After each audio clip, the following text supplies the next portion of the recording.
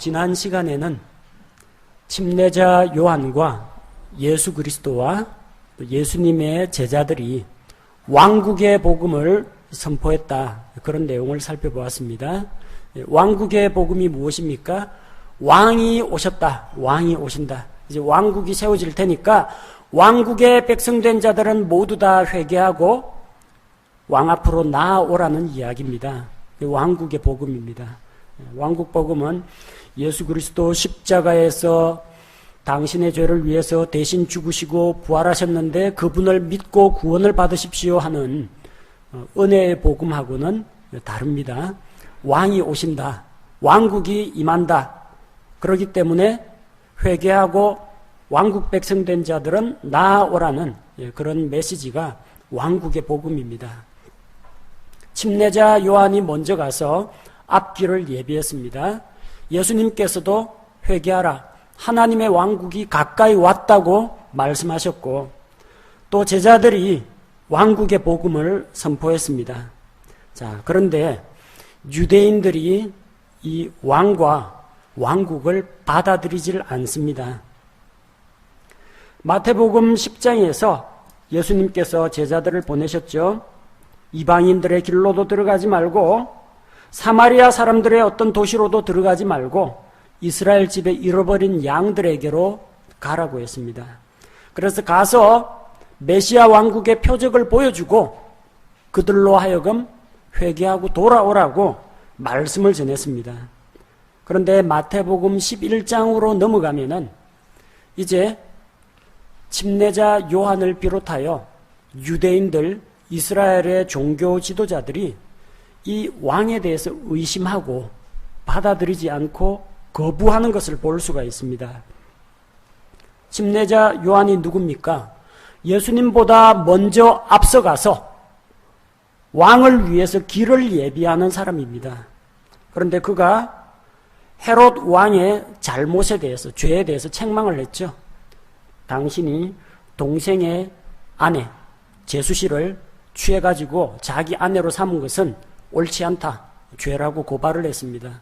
차마 이 침례자 요한을 하나님의 대언자를 죽이지는 못하고 감옥에 가둬놨어요. 그런데 침례자 요한은 예수 그리스도를 이스라엘 앞에 소개한 장본인입니다. 감옥에 갇혀 있는데 예수님이 오신 지가 제법 됐는데 왕국을 세우질 않으시는 겁니다. 이분이 진짜 왕이신지, 이분이 왕이시라면은 한 번쯤 옥에 갇힌 자기를 찾아오셔야 되고, 그리고 로마 제국을 갈아엎으시고 이스라엘을 독립시키고 이스라엘을 세계 모든 나라에서 으뜸가는 그런 국가로 세우셔야 되는데 그 조짐이 안 보이는 거예요. 그래서 제자들을 보내가지고 물어봅니다. 마태복음 11장 3절에서 그분께 이르되 선생님이 오실 그분이오니까 아니면 우리가 다른 분을 기다리오리까. 내가 예수님을 이스라엘의 메시아로 세상 죄를 제거하시는 하나님의 어린 양으로 소개했는데 오실 그리스도 그분이 당신이십니까? 아니면 당신이 아니고 우리가 또 다른 사람을 기다려야 합니까? 물어봅니다. 침례자 요한의 마음속에 예수님께서 메시아이시고 왕이신 것을 의심하는 마음이 싹트기 시작했다는 겁니다. 또한 이어지는 마태복음 11장 16절에서 19절 말씀을 보니까 유대인들은 예수님의 말씀에 대해서, 메시지에 대해서 별다른 반응을 보이질 않습니다. 그래서 유대인들의 아이들이 노는 그 놀이를 16절, 17절에서 소개하고 있습니다. 그러나 내가 이 세대를 어디에 비유할까? 그것은 마치 장터에 앉아 자기 동무들을 부르며 이르기를 우리가 너희를 향해 피리를 불어도 너희가 춤추지 아니하였고 우리가 너희를 향해 애곡하여도 너희가 애통하지 아니하였다 하는 아이들과 같도다. 이게 이스라엘의 아이들이 하는 놀이 중에 한 가지예요. 두 편으로 나뉘어요. 번갈아 가면서 합니다. 이쪽에서 아이들이 피리를 불면 다른 쪽에서는 거기에 장단을 맞춰서 춤을 춰야 돼요. 그럼 이쪽 차례가 돌아오죠. 이쪽에서는 두 가지를 선택할 수가 있어요. 피를 불고 웃고 떠들 수가 있고 아이고 애곡을 할 수가 있어요. 갑자기 어느 행동을 취하면 그쪽에서 그에 어울리는 행동을 취해야 됩니다. 그래서 한쪽이 피를 불면 다른 쪽은 춤을 추고 한쪽에서 애곡을 하면 다른 쪽에서는 따라서 애통해야 하는 것. 이게 서로 짝이 맞아야 됩니다. 그런데 이 아이들이 이쪽에서 아무리 피를 불어도 무덤덤하게 아니면은 아이고 하고 애곡을 한다거나 한쪽에서는 애곡을 하는데 다른 쪽에서 신난다 하고 떠들고 춤을 춰버리면 이 놀이가 안 되는 거예요. 그런데 유대인들이 바로 그거하고 똑같다는 이야기예요. 어떤 일이 있었습니까? 침례자 요한이 와서 금식을 했어요. 사람들이 관심을 가져야 됩니다. 아니 무슨 큰 이스라엘이 위기를 맞이하거나 어떤 애통해야 할 일이 없는데 왜 금식을 하느냐.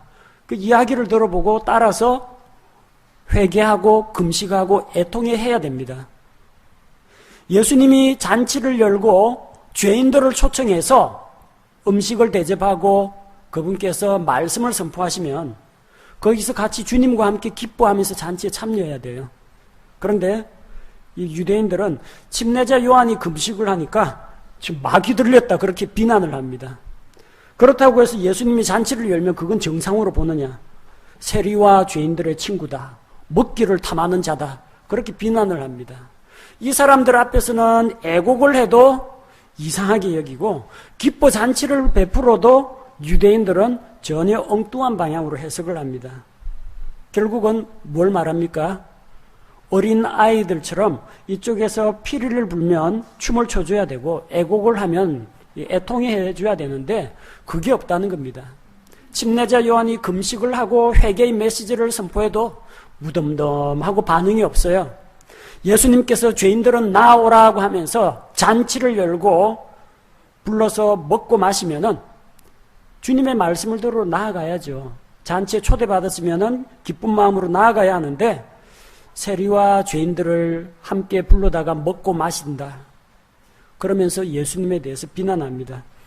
침례자 요한 같은 메시지를 전달해도 비난하고 예수님 같은 방법으로 메시지를 전달해도 비난합니다. 결국은 하나님의 말씀이라면 이래도 안 듣고 저래도 안 듣는 겁니다. 차근차근 불러다가 복음의 메시지를 논리적으로 전해도 안 듣고 지하철 같은 데서 보죠. 회개하라. 하나님의 심판이 가까웠습니다. 그래도 지금 미친 사람 아니야? 이래도 안 듣고 저래도 안 듣는 거예요. 유대인들 마음이 완악하게 닫혀졌다는 겁니다. 또한 회개의 메시지, 왕국 백성들아 회개하고 나아오라 이 말씀을 들었으면 회개하고 나아와야 됩니다. 근데 안 나아와요. 회개를 하지 않습니다. 예수님께서 가장 많은 능력을 행하신 곳이 가버나움과 고라신과 벳세다입니다. 가버나움은 예수님 갈릴리 선교 사역의 본부가 있는 곳입니다. 그리고 거기에는 근대식 건물들이 높은 건물들이 많이 들어서 있습니다. 근데 예수님께서 뭐라고 말씀하세요? 가버나움아 내가 하늘에까지 높아지겠느냐? 땅에까지 지옥의 끝까지 낮아질 것이라고 말씀을 하십니다. 고라신에서도 많은 기적을 베푸셨습니다. 그러나 그 기적을 베푼 그 도시에서 회개가 일어나지 않는다는 겁니다. 너 화 있을진저 벳세다야. 벳세다가 뭡니까? 예수님께서 보리빵 5개하고 물고기 2마리로 5,000명이 넘는 남자 어른들을 먹이신 곳이 벳세다입니다. 그런 놀라운 빵의 기적을 보고도 이 사람들이 빵 먹고 배부른 건 아는데 회개하진 않는다는 겁니다. 회개를 하지 않는 정도가 아니라 아예 예수님을 잡아다 죽이려고 합니다. 마태복음 12장에 예수님께서 이제 자기가 안식일의 주인인 것을 보여주십니다. 예수님하고 제자들이 안식일에 곡식밭 사이로 지나갑니다. 제자들이 배가 고프니까 곡식 이삭을 따서 먹은 겁니다. 이 안식일 위반이라는 거예요. 자, 곡식 이삭을 땄죠. 추수했습니다. 이거 겉껍질은 벗겨야 될 거 아닙니까? 이거 비벼가 껍질을 깠어요. 탈곡을 했습니다. 안식일날. 안식일에 추수하고 탈곡했다. 일했다. 그래서 예수님에 대해서 비난합니다. 왜 안식일을 어기고 율법에 어긋나는 일을 행합니까? 근데 예수님은 자기가 안식일의 주인이고 하나님께서 안식일을 주신 이유가 안식일을 만들어 놓고 안식일 지킬 사람이 필요하니까 사람을 창조하신 것이 아니고요. 사람을 창조하시고 사람에게 안식과 평화를 주시기 위해서 안식일을 만드신 거예요. 그걸 이야기해 주는데 그걸 알아듣지를 못합니다. 더군다나 그 다음에 9절 이하, 마태복음 12장 9절 이하에 보니까 안식일에 회당에 들어가서 또 거기에 한쪽 손이 이제 오그라든 사람이 있으니까 그 사람을 고쳐주십니다. 안식일이 뭐 하는 날이에요? 주님 앞에서 평화와 자유와 이 쉼을 얻는 날이 안식일입니다. 이 구약의 안식일은 결국 신약의 예수 그리스도의 모형입니다. 여러분 안식일 혹은 주일이 되면 마음에 있던 걱정 근심이 다 날아갑니까? 주일날은 사람 안 죽습니까? 안식일 날에는 아무 걱정이 없습니까? 아닙니다. 여전히 있습니다. 다만 구약시대의 안식일은 계속 일주일 동안 빵을 얻기 위해서 땅을 갈고 수고하는 너희가 일주일에 하루는 쉬라. 쉬는 가운데에서 하나님을 만나고 하나님께 경배하고 새로운 힘을 얻으라. 몸이라도 좀 쉬도록 하기 위해서 안식일을 주신 거예요. 하지만 안식일에도 병자는 여전히 병들어 있습니다. 안식일에도 마음속에 슬픔이 있는 사람은 여전히 슬퍼합니다. 그러니까 구약시대의 안식일은 완전한 것이 아니라는 거예요. 그건 다 그림자입니다. 실체는 뭐냐? 실체는 예수 그리스도입니다. 예수 그리스도 안에 들어오면은 뭐 토요일이 됐거나 일요일이 됐거나 월요일에서 금요일이 됐거나 마음의 평화와 안식이 있습니다. 예수 그리스도로 말미암아 죄 용서를 받습니다. 주님 주시는 평화로 체험을 입습니다. 실체는 예수님이고 안식일은 그림자예요. 실체이신 예수 그리스도가 오셨어요. 그러니까 지금 이제 안식이라는 그 그림자에 매여 있을 필요가 없는 거예요. 예수님께서 그걸 선포하시고 아버지 하나님께서 일을 하시기에 그분께서도 안식일에 일을 하십니다. 그래서 그 환자를 고쳐주셨어요.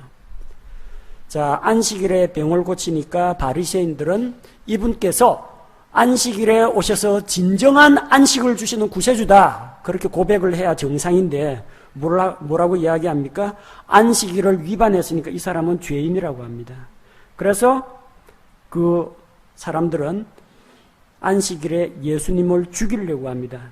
마태복음 12장 14절에 보니까 이에 바리새인들이 나가서 그분을 대적하여 어떻게 자기들이 그분을 죽일까 협의하였으나 예수님은 안식일에 사람을 살리셨어요. 사람을 온전케 하셨습니다. 바리새인들은 뭐 했습니까? 안식일에 살인 계획을 했어요. 이거야말로 안식일 위반입니다. 안식일에 범죄 모의를 했다는 거예요. 그리고 이 사람들은 마음이 완악해져서 예수님께서 하시는 그 사역을 사탄의 활동이라고 신성모독을 했습니다. 여러분 흔히 말하는 성령 회방죄라는 그걸 말합니다. 예수님께서 죽은 자를 살리시고 사람들의 병을 고쳐주시고 마귀들을 내쫓았어요. 메시아 왕국의 표적입니다.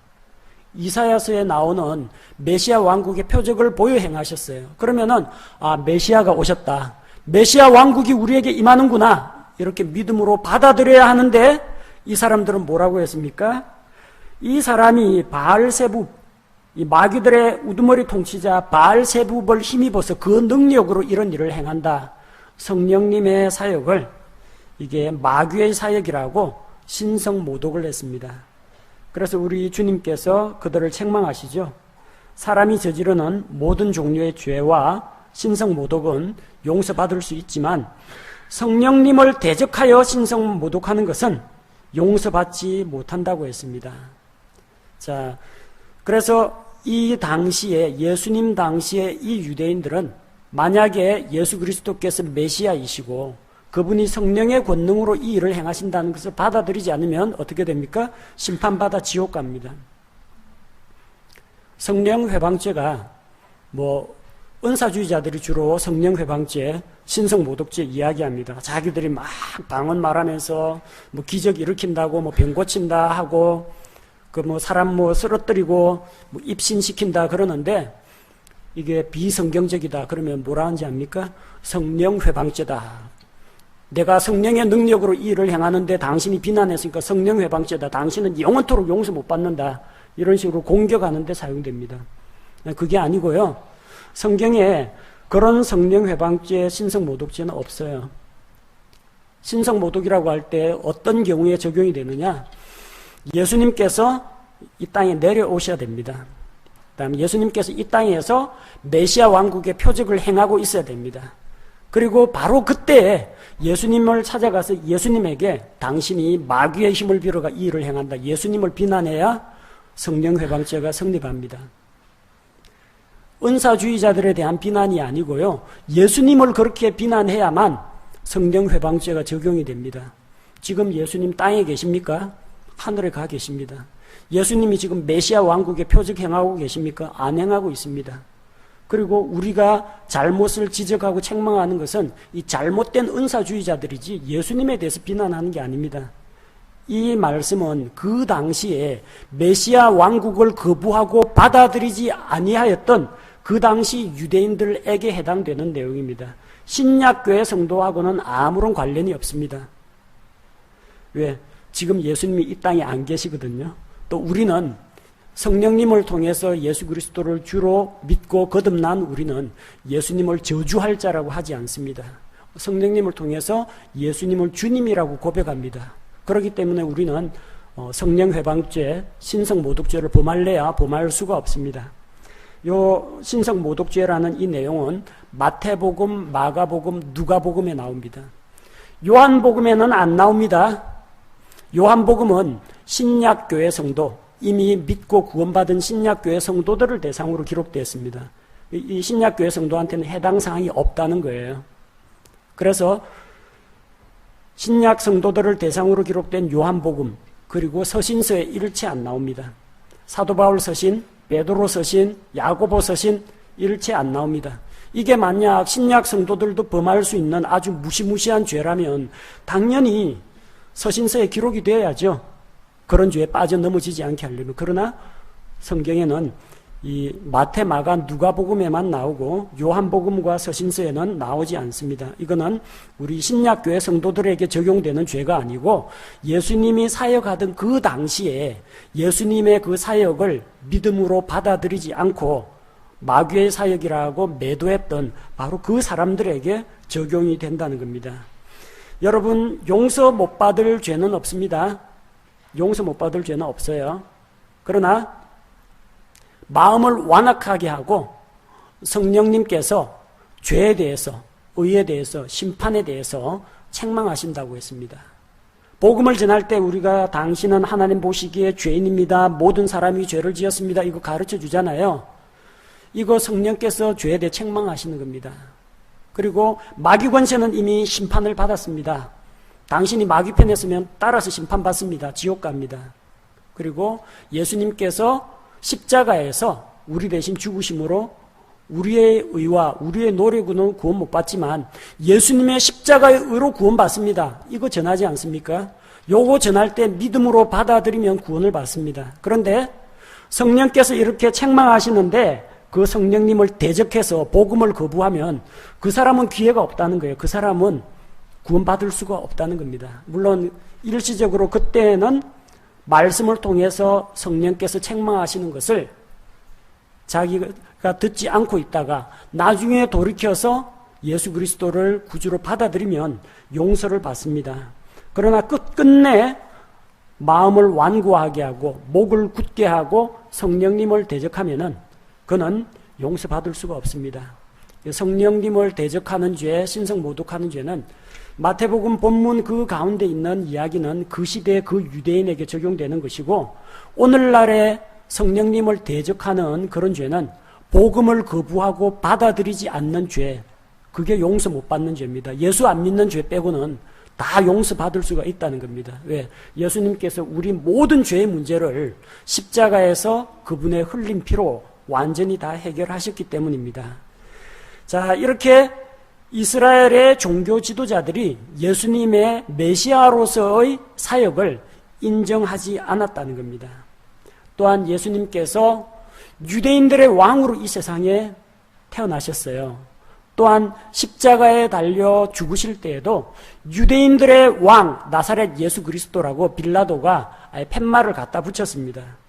예수님을 그들 앞에 데리고 나왔습니다. 보라, 너희 왕이다. 내가 너희 왕을 어떻게 할까? 그렇게 묻는데 이스라엘 사람들은 예수님을 왕으로 인정하지 않았습니다. 요한복음 19장 15절에서 유대인들은 카이사르, 로마 황제 시저, 케사르, 카이사르 외에는 우리에게 왕이 없습니다. 로마에 그렇게 항거하고 반항하면서도 그들은 예수님이 왕인 것은 용납할 수가 없다는 겁니다. 그러면서 로마 황제 카이사르가 우리의 왕이고 예수는 우리의 왕이 아닙니다 하고 예수님을 거부했습니다. 이렇게 되니까 하나님의 왕국이 이 땅 위에 하늘의 왕국으로서 세워질 수 있을까요? 없을까요? 세워질 수가 없어요. 왕국이 성립하려면 뭐가 있어야 됩니까? 국민, 영토, 주권 다 있어야 됩니다. 이스라엘 땅은 있습니다. 그리고 왕도 오셨어요. 백성들이 왕을 거부하고 있어요. 왕권이 인정이 돼야 하는데 백성들이 예수님을 왕으로 인정하지 않고 그 왕국을 받지 않으려고 하는 겁니다. 자, 그러니까 하나님께서 그들에게 약속하신 왕국을 주실 수가 없다는 겁니다. 그들이 왕국을 거부했기 때문에 그들이 회개하고 돌아올 때까지는 주를 보지 못하게 됩니다. 예수님께서 고난주간에 마태복음 23장 37절, 38절 말씀을 통해서 하나님께서 그동안 이 백성들을 불러 모으기 위해서 얼마나 많은 수고를 하셨는지, 또 그들이 어떻게 마음을 완악하게 하고 그 말씀을 거역하였는지를 보여줍니다. 오 예루살렘아, 예루살렘아, 대언 자들을 죽이고 내게 보낸 자들을 돌로 치는 자여, 암탉이 자기 병아리들을 자기 날개 아래 모음같이 내가 얼마나 자주 내 자녀들을 함께 모으려 하였더냐. 그러나 너희가 원치 아니하였도다. 하나님께서는 그들을 모아드리려고 하셨습니다. 그러나 이스라엘은 원치 않았습니다. 대언자를 보내면 대언자를 죽입니다. 말씀을 선포하면은 그 사람을 죽여버리고 내쫓아버립니다. 그래서 39절에 보니까 내가 너희에게 이르노니 너희가 말하기를 찬송하리로다 주의 이름으로 오시는 이여 할 때까지 이제부터 너희가 나를 보지 못하리라 하시니라. 유대인들이 회개하고 돌아올 때까지는 주님을 만나지 못한다는 겁니다. 마태복음 21장에서 예수님께서 예루살렘에 나귀 타고 입성하실 때에 이스라엘 백성들이 다 찬송하며 그분을 맞아들였습니다. 마태복음 21장 9절에서 앞에서 가고 뒤에서 따르던 무리들이 외쳐 이르되 호산나 다윗의 자손이여 찬송하리로다 주의 이름으로 오시는 이여 가장 높은 곳에서 호산나, 이렇게 예수님을 환영했습니다. 그러니까 예수님을 환영하던 이것은 이미 마태복음 21장에서 일어났는데 이제 마태복음 23장에서 주님께서 너희가 찬송하리로다 주의 이름으로 오시는 이여 하고 나를 환영하기까지는 나를 보지 못한다고 했어요. 그러니까 이 환영은 언제 해요? 마태복음 21장의 내용을 말하는 것이 아니라 예수님께서 이 땅에 다시 돌아오실 때를 이야기합니다. 유대인들은 예수님을 메시아로 인정하지 않습니다. 그래서 또 다른 메시아를 기다립니다. 알고 보니까 메시아인 줄 알던 사람이 적그리스도라는 걸 뒤늦게 알게 됩니다. 적그리스도가 나타나서 신약교회가 모두 다 휴거되고 난 이후에 적그리스도가 나타나서 세상의 정치, 경제, 문화, 종교를 다 장악합니다. 아랍 민족과 이스라엘 사이의 이 갈등 문제, 평화의 사람이 되어가지고 다 해결해 줍니다. 예루살렘 성전 짓는 거 다 가능하게 만들어 줍니다. 이스라엘 백성들이 전부 다 메시아가 왔다, 적그리스도가 메시아인 줄 알고 받아들이겠죠. 그래서 적그리스도와 이스라엘 민족 사이에 7년 동안 언약을 세웁니다. 근데 7년의 한 중간에 3년 반이 되면 적그리스도가 본색을 드러냅니다. 그래서 하나님 앞에 드리는 봉헌물, 예물을 더 이상 드리지 못하도록 하고, 그리고 예루살렘 성전에 들어가서 내가 하나님이니까 나를 섬겨라 하고 본색을 드러냅니다. 그제서야 유대인들은 땅을 치고 후회하면서 우리가 속았다라는 것을 깨닫게 됩니다. 그런데 이때 적그리스도에게 경배하지 않는 유대인들은 다 죽여버립니다. 마귀가 원하는 것은 사람들의 경배를 원합니다. 사람들은 하나님을 찬양하고 경배하는 그런 존재입니다. 근데 그 사람들을 자기가 빼앗아다가 하나님 대신에 나를 경배하게 하면 마귀가 하나님의 영광을 빼앗았다고 의기양양히 하는 겁니다. 그 중에서도 하나님의 택한 백성이라는 이스라엘 백성을 내가 빼앗아가지고 그들이 하나님 대신 나를 섬기게 하면 마귀가 그 교만과 바로 그 교만한 마음에서 하나님의 영광을 가로채려고 하는 겁니다. 그래서 이때 유대인들은 적그리스도에게 경배하고 목숨을 부지하든지 아니면 도망가든지 아니면 붙잡혀가지고 고난을 당하면서 참고 견디든지 이 중에서 선택을 해야 된다는 겁니다. 그래서 환난기를 겪으면서 이스라엘 민족이 민족적으로 회개하고 주님 앞에 돌아오게 됩니다. 그때가 되면은 그들은 예수님을 기다리게 될 겁니다. 하늘에 계신 우리 아버지여 이름이 거룩히 여김을 받으시며 이제 적그리스도가 이 세상의 왕국을 차지하고 있는데 영원한 왕국은 아버지의 왕국입니다. 고백하면서 아버지의 왕국이 이 땅 위에 그대로 임하기를 기도하게 될 겁니다. 그리고 예수님 어서 오십시오 하면서 찬송하리로다 주의 이름으로 오시는 이여 하면서 예수님이 이 땅에 내려와서 지상 왕국을 세워주시기를 기다리게 될 겁니다. 그때가 되면은 그들이 예수님을 만난다는 겁니다. 그동안은 이제 예수님 십자가에서 죽으시고 부활 승천하면은 그들은 다시 주님을 만나지 못합니다. 자, 메시아 왕국을 세우러 오시는 예수님을 그들은 기다려야 합니다. 하나님의 왕국은 이 땅 위에 세워지는 그 왕국은 이스라엘 백성들이 거절했다고 해서 취소가 되는 건 아닙니다. 그들이 준비가 안 됐기 때문에 지금 주실 수는 없습니다. 그런데 하나님께서는 그 왕국을 반드시 세우실 것입니다. 지금 잠시 그 왕국이 연기되어 있을 뿐입니다. 예수님께서도 말씀하셨습니다. 이제는 이스라엘 집의 어린 양이 아니라 하나님의 뜻을 행하는 자가 자기 형제라고 말씀하십니다. 마태복음 12장 50절에서 내 아버지의 뜻을 행하는 자가 곧 형제요 자매요 어머니라고 했습니다. 그러면은 하나님의 뜻을 행하기 위해서 열심히 노력하고 착한 일을 하고 도덕 수양을 하면은 구원을 받느냐? 그게 아닙니다. 아버지의 뜻이라고 했죠? 그 아버지의 뜻이 뭡니까? 요한복음 6장 40절 하나님의 뜻은 사람들이 예수님을 믿고 믿는 모든 자가 생명을 얻는 것이 하나님의 뜻입니다. 하나님의 뜻을 행하는 자가 뭐 성경에 나온 대로 착한 일을 하고 오른뺨 때리면 왼뺨 돌려대고 다른 사람한테 옷 벗어가지고 나눠주고 오른손이 하는 걸 왼손이 모르게 구제하고 이렇게 해야 구원받는다.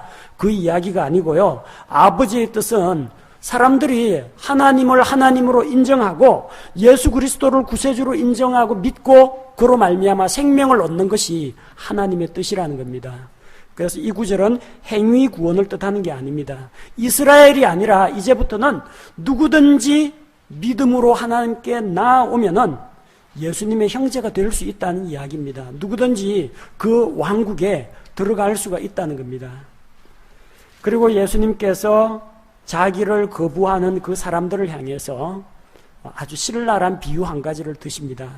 마태복음 21장 33절에서 43절에 보면 이 사악한 포도원 농부 비유가 나옵니다. 어떤 포도원 주인이 있습니다. 포도원을 가꾸고 울타리를 치고 포도 묘목을 심고 이제 이 포도원이 다 이제 갖추어지니까 농부들에게 포도원을 새로 내줬습니다. 그리고 자기는 먼 나라로 여행을 떠났습니다. 때가 되면 포도가 익을 거 아닙니까? 그럼 포도원에서 나는 소출, 포도원에 나는 열매를 바치라고 종들을 보냈습니다. 그런데 이 악한 농부들이 이 소작농이면은 지주한테 이 소출을 바쳐야 되는데 주인이 눈에 안 보이니까 당장 그 종을 붙잡아다가 때립니다. 또 다른 종을 보냈습니다. 돌로 칩니다. 이 사람들이 내 종을 보내니까 이렇게 구박하고 핍박을 하는데 나 대신해서 나의 모든 권위를 갖추고 있는 내 아들을 보내면은 맞이하겠지 해서 자기 아들을 보냅니다. 그 아들을 보냈더니 이거는 그 집주인 아들이다. 그럼 이 아들만 죽이면은 이 포도원이 우리 것이 될 수 있겠다 해서 집주인의 아들을 포도원 밖에 내던지고 포도원 밖에서 죽여버립니다. 그러면서 이 비유를 드시면서 유대인들에게 물어봅니다. 그 주인이 다시 돌아올 때 이 포도원 농부들을 어떻게 할 것 같으냐? 심판한다는 겁니다.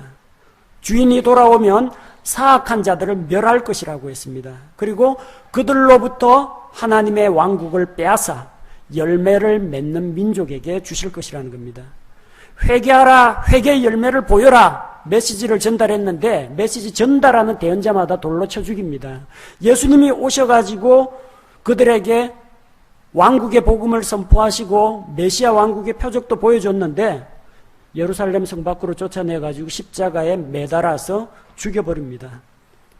이제 하나님께서 심판하실 때 열매 맺지 못하는 회개의 열매가 없는 그런 자들, 믿음이 없는 자들, 그런 자들에게 왕국을 주시는 것이 아니라 열매를 맺는 민족에게 그 왕국이 넘어간다는 이야기입니다.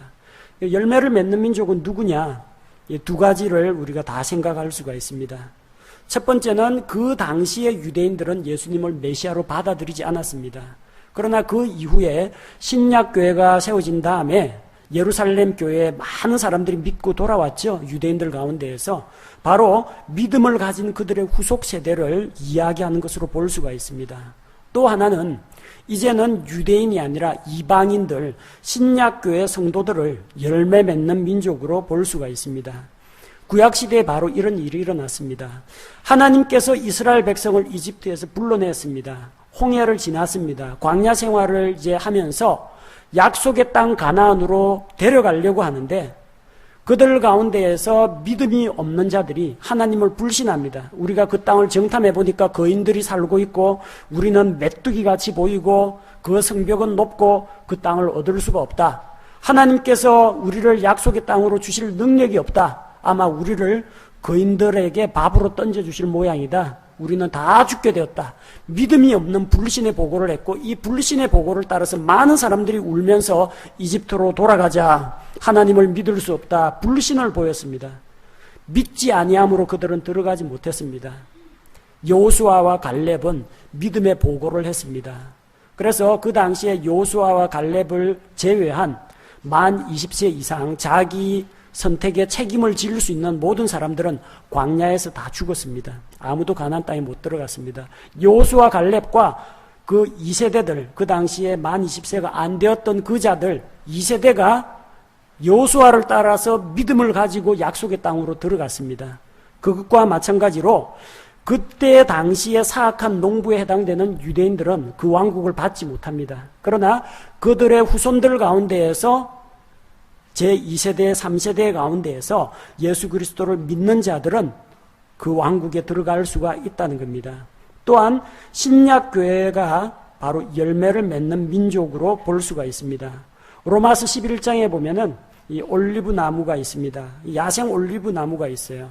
근데 야생 올리브 나무가 이 참 올리브 나무에 접붙임을 받아가지고 자기의 원래 본성은 야생 올리브 나무, 보잘것없는 존재인데 야생 올리브 나무에 접붙임을 받으니까 야생 올리브 나무가 접붙임을 받은 이후에는 이 올리브 나무로부터 양분과 물 이런 것을 공급받아가지고 좋은 열매를 맺게 되었다는 겁니다. 그게 무엇을 말합니까? 유대인들은 믿지 아니함으로 아브라함의 언약에서 떨어져 나가고 믿는 우리는 믿음의 조상 아브라함과 같이 믿음으로 의롭게 되어서 그 아브라함의 언약을 상속받는 자가 되었다는 겁니다. 그래서 우리가 하나님의 약속에 또 하나님의 왕국에 참여하게 되었다는 것을 의미합니다. 자, 그래서 그 당시 유대인들은 이 왕국을 받지 못합니다. 유대인들은 복음을 거절했습니다.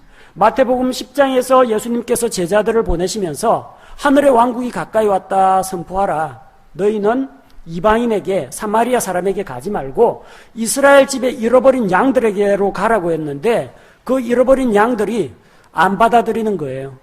그래서 마태복음 28장에서 예수님께서 죽으시고 부활하신 다음에 그러므로 너희는 가서 모든 민족들을 가르치고, 모든 민족에게 가라는 겁니다. 이스라엘 집의 어린 양이 아니라 이제는 복음이 온 세계 모든 민족에게 전파되어야 한다는 겁니다. 그래서 그 복음을 가지고 나아갔습니다.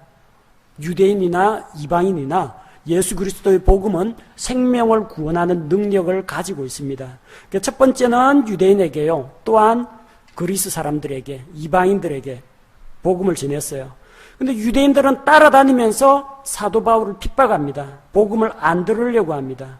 가는 곳마다 유대인들이 사람들을 규합해서 사도 바울을 죽이려고 합니다. 마침내 사도행전 13장 46절에서 바울과 바나바가 이렇게 이야기합니다. 하나님의 말씀을 마땅히 너희에게 먼저 말할 필요가 있었으나, 왜?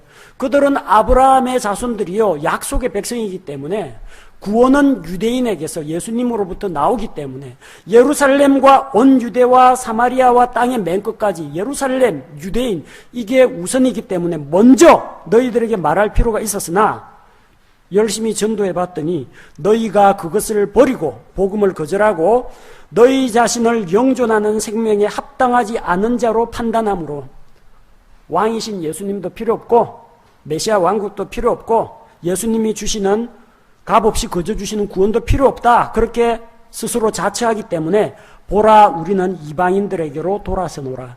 바로 이 구절을 기준으로 해서 사도 바울의 사역이 이제는 이방인 사역으로 전환이 됩니다.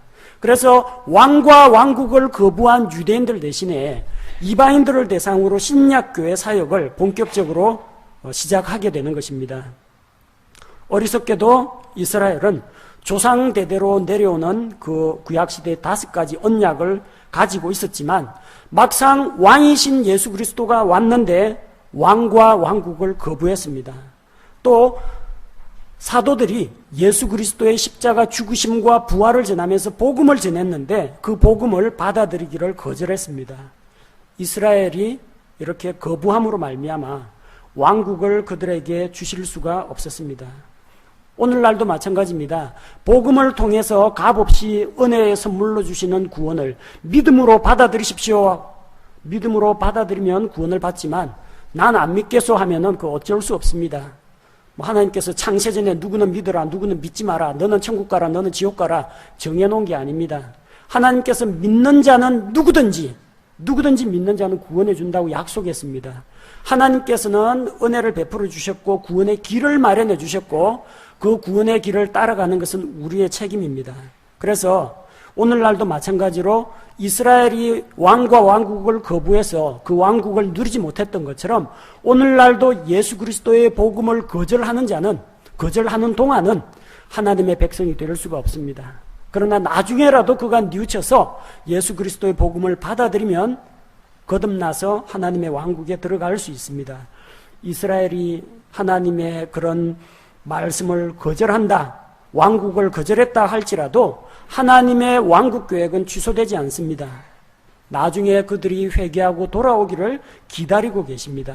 마지막 날들이 이르러서 그들이 환난을 겪으며 적그리스도한테 한번 된통당하고 난 다음에 그제서야 환난과 핍박 가운데에서 야곱의 고난의 때 환난기를 통과하면서 그들은 회개하고 돌아오게 될 겁니다. 그리고 그제서야 오 예수님, 이 땅에 왕국을 세우러 다시 오시기를 원합니다. 예수님의 재림을 기다리면서 찬송하리로다 주의 이름으로 오시는 이여 하고 예수님을 환영하게 될 것입니다. 그때까지는 이 하늘의 왕국, 하나님께서 세우시는 그 왕국이 이 지상 위에 세워지는 그 왕국은 그때까지는 잠정적으로 연기되어 있습니다. 그 연기되어 있는 동안 그럼 왕국 계획은 취소냐? 아닙니다. 신약교회가 바톤을 이어받아가지고 예수 그리스도의 복음을 온 땅에 있는 모든 민족들에게 전파하면서 구원자이신 예수 그리스도를 통해서 물에서 나고 성령에게서 남으로 말미암아 거듭난 자들이 하나님의 왕국에 들어가도록 하는 그 사역이 오늘날 우리 신약교회 성도들에게 지금 부여되어 있습니다. 지금 우리의 위치가 이러하다는 것을 기억하시고 앞으로 계속 하나님의 왕국 프로그램이 어떻게 진척되어 나아갈 것인지 살펴보도록 하겠습니다. 제가 기도하겠습니다.